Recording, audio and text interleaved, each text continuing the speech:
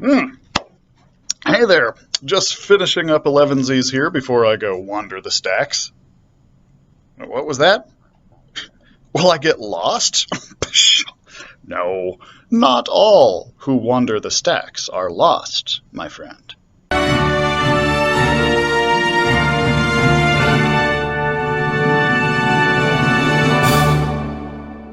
Hey everyone, it's Mr. Aaron. Welcome to Book Babbles YA Edition, where we're traveling there and back again in celebration of a really important holiday.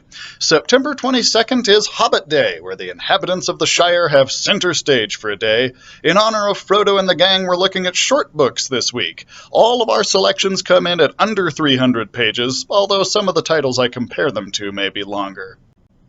She'd dreamt of him. Esther had been dreaming the same dream for weeks. Visions and emotions filled her mind at night that strangely felt real. After the loss of her parents, she'd been raised by her aunt.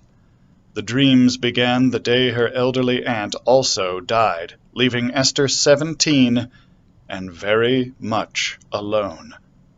Esther told herself she was used to being alone, that she liked it even. Which is maybe why moving in with her uncle and his family, who are practically strangers, feels scarier than the recurring dream, or the thought of ending up alone.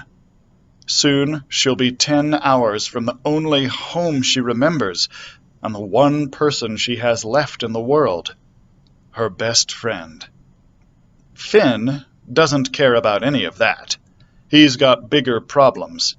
Being sick and angry never gave him much time to think about anyone else. How could it? He's dealing with smothering parents who are clearly in denial about his life, and a body that's trying to give out on him. Why can't everyone just accept what is and let him live the way he wants to? When Esther and Finn's worlds collide, fact and fiction begin to blur. Signs of Esther's dreams are all around them. For the first time in a long time, Esther doesn't feel like loneliness is her only future, and Finn starts to believe that he may have more than video games and just another hangout night with his friends to live for. Okay, several awesome things to note about this title. Thing 1! It's by an author who lives right here in Rock Springs, Wyoming. Mind equals blown! Thing 2, this isn't Jen Atkinson's only YA series you can find at the library. Also check out her Untouched series. Thing 3, she actually comes into the White Mountain Library sometimes, so if you keep your eyes peeled, you might just get to meet her in person. Fans of Sarah Dessen's romances like The Truth About Forever or Just Listen are certain to find something to enjoy here, as clean romance is definitely a strong point for both of these authors. Further, if you enjoyed The Fault in Our Stars, be sure to give this one a try. What we have here is a book that may be short, but the story has a huge impact. Unfortunately, no ebook or digital audiobook through the library, but you can still find it here in print. Our next short selection is both down-to-earth and out of this world. How is that possible? Let's find out. Warning! This book contains gratuitous amounts of guy talk concerning guy stuff.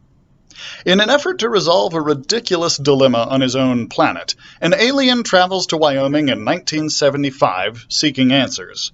During his quest to understand the irrational minds of human beings, he encounters 6 teenage boys whom he selects to be his study group. The characters' stories reaffirm previously known truths. Boys are stupid, boys are simple, but most important, boys are human. I didn't know we had space aliens in Wyoming. Did you know that? Pfft, wild. The tie-in to our home state isn't enough for you? Well, if you like the title Landscape with Invisible Hand, where aliens come to Earth and bring all their awesome technology, but it ends up eliminating a lot of people's jobs in the process, you might consider picking up this. Both books involve aliens coming to our world and encountering situations that are very, well, down to earth, you might say.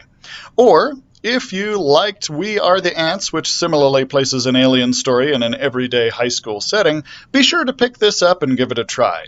Unfortunately, no ebook or digital audiobook of Meet the Boys of Casper through the library right now, but you can still find it in print.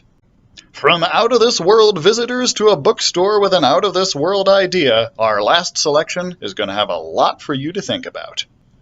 Years ago, Rachel had a crush on Henry Jones. The day before she moved away, she tucked a love letter into his favorite book in his family's bookshop. She waited, but Henry never came. Now Rachel has returned to the city and to the bookshop to work alongside the boy she'd rather not see, if at all possible, for the rest of her life. But Rachel needs the distraction. Her brother drowned months ago, and she can't feel anything anymore. As Henry and Rachel work side by side, surrounded by books, watching love stories unfold, exchanging letters between the pages, they find hope in each other. Because life may be uncontrollable, even unbearable at times, but it's possible that words and love and second chances are enough. So, this book was my favorite of the Soaring Eagles the year that it was a nominee. It takes place in a UK bookshop where they have this awesome little library where people leave each other letters and notes in the books.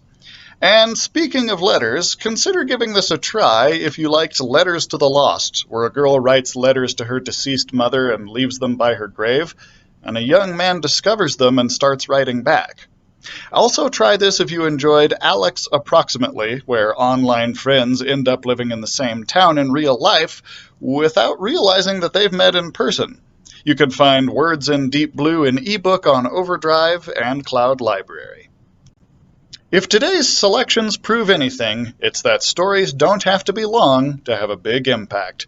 Short books have a place on your list and in our hearts.